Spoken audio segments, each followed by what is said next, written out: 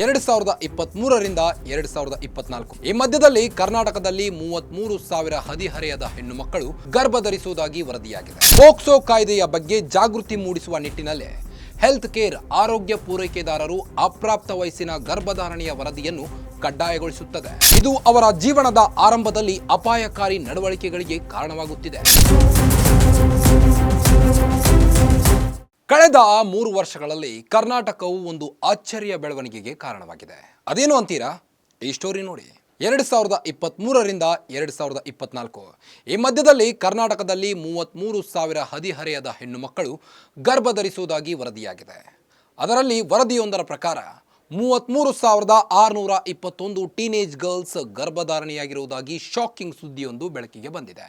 ಇನ್ನು ಜಿಲ್ಲಾವಾರು ವಿಶ್ಲೇಷಣೆಯ ಪ್ರಕಾರ ಬೆಂಗಳೂರು ಗ್ರಾಮಾಂತರ ಒಂದರಲ್ಲಿ 4,324 ಕೇಸ್ಗಳು ಪತ್ತೆಯಾಗಿವೆ.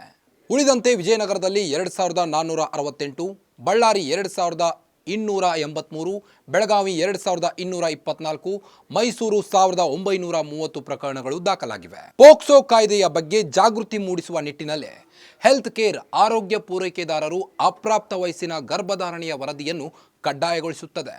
ಆದರೆ ಹೆಚ್ಚುವರಿ ಅಂಶಗಳೆಂದರೆ ಸಾಮಾಜಿಕ ಆರ್ಥಿಕ ಪರಿಸ್ಥಿತಿಗಳು, ಅಂತರ್ಜಾಲಕ್ಕೆ ಸುಲಭ ಪ್ರವೇಶ, ಸಾಮಾಜಿಕ ಮಾಧ್ಯಮದ ಪ್ರಭಾವ, ಕುಟುಂಬದ ಅಸ್ಥಿರತೆ ಮತ್ತು ಸಮಗ್ರ ಲೈಂಗಿಕ ಶಿಕ್ಷಣದ ಕೊರತೆ.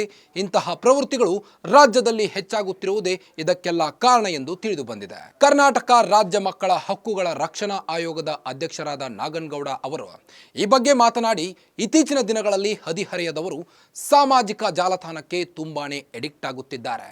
ಅನುಚಿತ ವಿಷಯಗಳಿಗೆ ಒಡ್ಡುವಲ್ಲಿ ಸೋಷಿಯಲ್ ಮೀಡಿಯಾ ಪಾತ್ರ ಹೆಚ್ಚಿದೆ ಎಂದು ಒತ್ತಿ ಹೇಳಿದರು. ಇದು ಅವರ ಜೀವನದ ಆರಂಭದಲ್ಲಿ ಅಪಾಯಕಾರಿ ನಡವಳಿಕೆಗಳಿಗೆ ಕಾರಣವಾಗುತ್ತಿದೆ. ಹದಿಹರೆಯದವರು ಆನ್ಲೈನ್ನಲ್ಲಿ ನೋಡುವ ಸಂಗತಿಗಳಿಂದ ಹೆಚ್ಚಾಗಿ ಪ್ರಭಾವಿತರಾಗುತ್ತಿದ್ದಾರೆ. ಇದು ಹಠಾತ್ ನಿರ್ಧಾರಗಳು ಮತ್ತು ಆರಂಭಿಕ ಸಂಬಂಧಗಳಿಗೆ ಕಾರಣವಾಗುತ್ತದೆ. ಇದು ಅನಪೇಕ್ಷಿತ ಗರ್ಭಧಾರಣೆಗೆ ಕಾರಣವಾಗಬಹುದು. ಕೇಂದ್ರ ಆರೋಗ್ಯ ಮತ್ತು ಕುಟುಂಬ ಕಲ್ಯಾಣ ಸಚಿವಾಲಯದ ಅಡಿಯಲ್ಲೇ ಸಂತಾನೋತ್ಪತ್ತಿ ಮತ್ತು ಮಕ್ಕಳ ಆರೋಗ್ಯ RCH ಪೋರ್ಟಲ್ನಲ್ಲಿ ಡೇಟಾವು ವಾರ್ಷಿಕ ಹದಿಹರೆಯದ ಗರ್ಭಧಾರಣೆಯ ಪ್ರಕರಣಗಳಲ್ಲಿ ಏರಿಳಿತಗಳನ್ನು ಸೂಚಿಸುತ್ತದೆ. 2021-2022ರಲ್ಲಿ 11,792, 2022-2023ರಲ್ಲಿ ಇದು 13,198ಕ್ಕೆ ಏರಿತು. ನಂತರ 2023-2024ರಲ್ಲಿ 8,631ಕ್ಕೆ ಇಳಿಕೆಯಾಗಿದೆ. ಈ ಇತ್ತೀಚಿನ ಕುಸಿತವು ಜಾಗೃತಿ ಕಾರ್ಯಕ್ರಮಗಳು ಮತ್ತು ತಡೆಗಟ್ಟುವ ಕ್ರಮಗಳು ಪ್ರಭಾವ ಬೀರಲು ಪ್ರಾರಂಭಿಸಿವೆ ಎಂದು ಸೂಚಿಸಬಹುದು. NGOಗಳು ಮತ್ತು KSRPC ಸಹಯೋಗದಿಂದ 2025-2026ನೇ ಶೈಕ್ಷಣಿಕ ವರ್ಷದಲ್ಲಿ ಹೆಚ್ಚಿನ ಜಾಗೃತಿ ಕಾರ್ಯಕ್ರಮಗಳನ್ನು ಪ್ರಾರಂಭಿಸಲು ಸರ್ಕಾರ ಯೋಜಿಸಿದೆ. ಮತ್ತಷ್ಟು ಸುದ್ದಿಗಳಿಗಾಗಿ ನೋಡ್ತಾ ಇರಿ ಗ್ಯಾರಂಟಿ ನ್ಯೂಸ್. ಸುದ್ದಿ ಖಚಿತ, ನ್ಯಾಯ ನಿಶ್ಚಿತ.